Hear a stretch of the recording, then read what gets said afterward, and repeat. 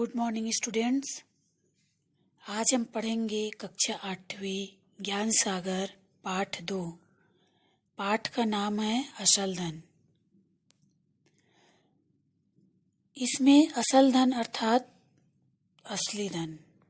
तो मनुष्य का असली धन उसकी ईमानदारी होती है, यह इस पाठ के माध्यम से बताया गया है। तो आइए हम पढ़ते हैं इस पाठ को। बहुत दिनों की बात है, ईरान के किसी गांव में एक चरवाहा रहता था। वह बड़ा ही गरीब था। बस दिन में 2 समय रूखी सूखी रोटी मिल जाती थी। पहनने के लिए भेड़ की ऊन से बने फटे पुराने कपड़े थे और रहने के लिए एक झोपड़ी थी, एक छोटी सी झोपड़ी थी जिसकी आधी छत गिर चुकी थी।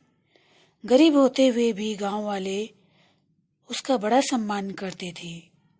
इसका कारण उसके अनेक गुण थे। वह बड़ा ही बुद्धिमान था।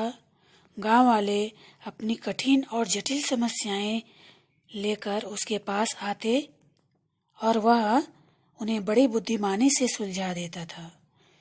गांव के सब झगड़ों का निपटारा भी वही करता था। धीरे धीरे उसकी बुद्धिमानी की धूम दूर दूर तक पहुंच गई। लोग आपस में यही बातें करते, दारा कितना बुद्धिमान है। वह केवल चरवाहा है, परंतु उसकी बुद्धि राजाओं की सी है। संसार का कोई ऐसा प्रश्न नहीं जिसका उत्तर उसके पास ना हो। ऐसी कोई समस्या नहीं जिसे वह सुलझा न सके। ईरान में ऐसी सूझबूझ रखने वाला दूसरा और कोई नहीं है। उसकी बुद्धिमानी की चर्चा ईरान के शाह के कानों तक भी जा पहुंची। उन दिनों शाह के सामने कुछ ऐसी समस्याएं थी जिन्होंने उसे परेशान कर रखा था। उसने एक दूत को भेजकर अपनी समस्या बताई और दारा से सुझाव मांगा कि वह क्या करे। दारा ने तुरंत ही समस्या को सुलझा दिया और वह भी ऐसी समझदारी से कि शाह दंग रह गया। उसने मन में कहा, यह दारा कोई साधारण चरवाहा नहीं है। ऐसी सूझबूझ रखने वाले का उचित स्थान भेड़ों के साथ जंगल में नहीं, महल में राज सिंहासन के पास है। उसने अपना दूत भेजकर दारा को अपने दरबार में बुलाया। दारा ने झुककर उसे सलाम किया। शाह ने मुस्कुराकर कहा, है दारा, हम चाहते हैं कि तुम जैसा बुद्धिमान हमारे महल में रहे ताकि हम राज्य की समस्याओं के विषय में तुमसे सुझाव लेते रहें। दारा ने सिर झुकाकर उत्तर दिया, आपका हुक्म सिर आंखों पर। दारा शाह के साथ दरबार में रहने लगा। शाह उसकी बातों से इतना प्रभावित हुआ कि दारा के बिना एक क्षण भी उसका मन नहीं लगता था। वह कोई भी काम उसके सुझाव के बिना नहीं करता। वह हर समय उसे अपने साथ रखता और दरबार में उसे सिंहासन के पास ही बिठाता था। जैसे जैसे शाह के दरबार में उसका सम्मान बढ़ता गया, वैसे वैसे दरबारियों के मन में उसके लिए जलन बढ़ती गई। वे आपस में कुछ इस प्रकार की बातें करते, यह चरवाहा सिंहासन के पास बैठता है, शाह ने इसे मुंह चढ़ा रखा है। जब से यह दरबार में आया है, शाह हमें पूछता ही नहीं। हमें तो इससे कोई गुण दिखाई नहीं देता, इसमें हमें कोई गुण दिखाई नहीं देता। ऐसा दरबारी एक दूसरे से बात करते थे। दरबारी उसके खिलाफ शाह के कान भरने लगे, परंतु शाह ने उन्हें उल्टा ही डांट दिया। मैं समझता हूँ तुम दारा से जलते हो। इससे अच्छा तो यह होता कि तुम अपने अंदर भी दारा जैसे गुण पैदा करते। अपने को अच्छा बनाना कठिन काम है। अच्छे लोगों में कीड़े निकालना सबसे सरल काम है। मैं तुम्हारी एक न सुनूंगा, तुम झूठे और दुष्ट हो। इस प्रकार शाह दरबारियों से कहते। उसके बाद शाह के मन में दारा के लिए स्नेह और सम्मान दिन प्रतिदिन बढ़ता ही गया। शाह ने उसे बहुत सा धन दिया।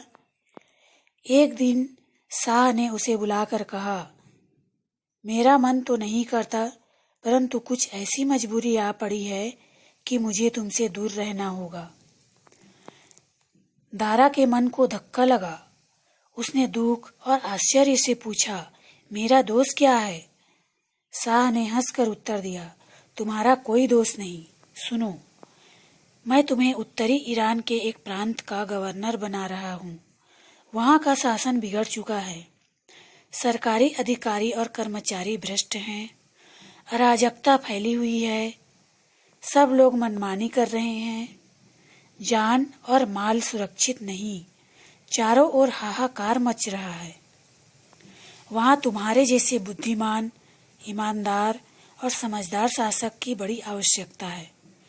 मुझे विश्वास है तुम्हारे जाने से प्रांत के हालात ठीक हो जाएंगे। दारा गवर्नर बनकर उत्तरी प्रांत की ओर चला। उसके वहां पहुंचते ही प्रांत के हालात सुधरने लगे। वह स्वयं हर स्थान पर जाता और लोगों से पूछता कि उन्हें क्या दुख है। वह नगर नगर जाकर दरबार लगाता और दोषियों को सजाएं देकर लोगों को न्याय दिलाता। प्रांत में शांति फैल गई। लोग नए गवर्नर के गुण गाने लगे। शाह के कानों तक सारी बातें पहुंच रही थी।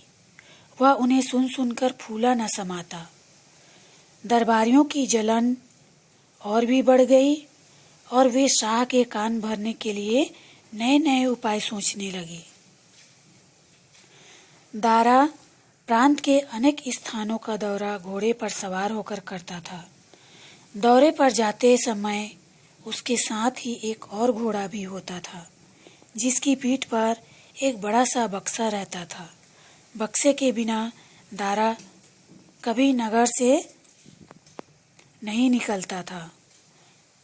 बच्चों, यहाँ पर कीड़े निकालना का अर्थ होता है दोष निकालना। दरबारियों को एक अवसर मिल गया। उन्होंने शाह से कहा, आप दारा को ईमानदार समझते हैं, परंतु वह बेईमान है। शाह ने बिगड़ कर कहा, तुम उससे जलते हो, इसलिए ऐसी बात करते हो। तुम मेरे कान नहीं भर सकते। वे बोले, जो हम कह रहे हैं उसके सबूत भी हम दे सकते हैं। उन्होंने कहा, क्या आप नहीं जानते कि दारा जहाँ भी जाता है अपने साथ एक बक्सा ले जाता है? हाँ, मैंने सुना है, राजा ने कहा। उन्होंने पूछा, हुजूर, आपने कभी सोचा कि उस बक्से में ऐसी क्या वस्तु है? शाह ने विचार में डूबकर कहा, मुझे भी विचार होता है कि आखिर उस बक्से में वह क्या रखता है। दरबारी बोला, उस बक्से में दारा उस धन को रखता है जिसे उसने अपनी बेईमानी से एकत्र किया है। वह प्रजा को लूटता है। वह ईमानदार नहीं, ढोंगी है। शाह बड़ी उलझन में पड़ गया। समझ में नहीं आता कि क्या करें। अगर दारा बेईमान था तो फिर संसार में कोई ईमानदार हो ही नहीं सकता। वह बहुत दुखी था। उसने दूत को भेजकर दारा से दरबार में हाजिर होने को कहा। दारा आश्चर्य में पड़ गया। इस प्रकार अचानक ही दरबार में हाजिर होने का आदेश उसे अजीब सा लगा, परंतु वह तुरंत ही राजधानी की ओर चल पड़ा और शाह के सामने आकर झुक गया। उसके साथ उसका वह बक्सा भी था। दरबारियों से खचाखच भरा हुआ था। सबकी निगाहें उस बक्से पर गड़ी हुई थी और दरबारी एक दूसरे को इशारे करके मुस्कुरा रहे थे। दारा ने अदब से कहा, ए ईरान के शाह, मैं हाजिर हूँ। मेरे लिए क्या हुक्म है? शाह बोला, दारा, हमने तो तुझ पर भरोसा किया, तुझे सम्मान दिया और गवर्नर बनाया, परंतु तूने हमें निराश किया। वह कैसे हुजूर? दारा ने आश्चर्य से पूछा। शाह ने क्रोध से चिल्लाया, क्या यह सच नहीं कि तूने बेईमानी से धन एकत्र किया है? क्या हमारा दिया हुआ धन तेरे लिए काफी नहीं था जो तू बेईमानी पर उतर आया? यह झूठ है, दारा ने नरमी से उत्तर दिया। मेरे पास ईमानदारी के सिवा और कुछ नहीं है। शाह ने झल्लाकर कहा, तेरे इस बक्से में ऐसा क्या है जो तू इसे अपने साथ लिए फिरता है? दारा ने सिर झुकाकर कहा, इस बक्से में मेरा असल धन है। दरबारियों की आंखें चमक आ गई। उनकी आंखों में चमक आ गई। खोल इसे, शाह ने हुक्म दिया। जब उसने बक्सा खोला तो सबकी आंखें आश्चर्य से फैल गई। उसके अंदर भेड़ की ऊन से बना हुआ एक पुराना कोट था, जैसा कि चरवाहे पहना करते हैं। यह क्या है? शाह ने पूछा। दारा ने उत्तर दिया, मैं इसी को पहनकर भेड़ें चराया करता था। मैं इसे इसलिए साथ रखता हूँ कि यह मुझे याद दिलाता रहे कि मैं एक गरीब चरवाहा था और मेरे मन में कभी घमंड पैदा ना हो। यही मेरा असल धन है। दरबार में सन्नाटा छा गया था। दरबारियों के सिर शर्म से झुक गए थे। शाह बोला, धन्य है यह देश जिसने दारा जैसे महान इंसान को जन्म दिया।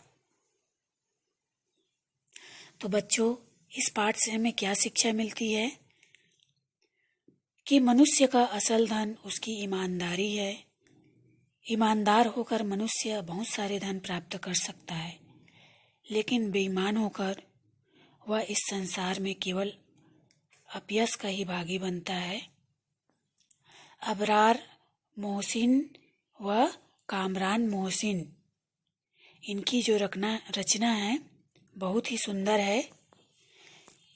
इस पाठ के माध्यम से हमें यह शिक्षा मिलती है कि मनुष्य को हमेशा ईमानदारी से अपना जीवन जीना चाहिए और हमेशा दूसरों के सामने ईमानदार ही रहना चाहिए।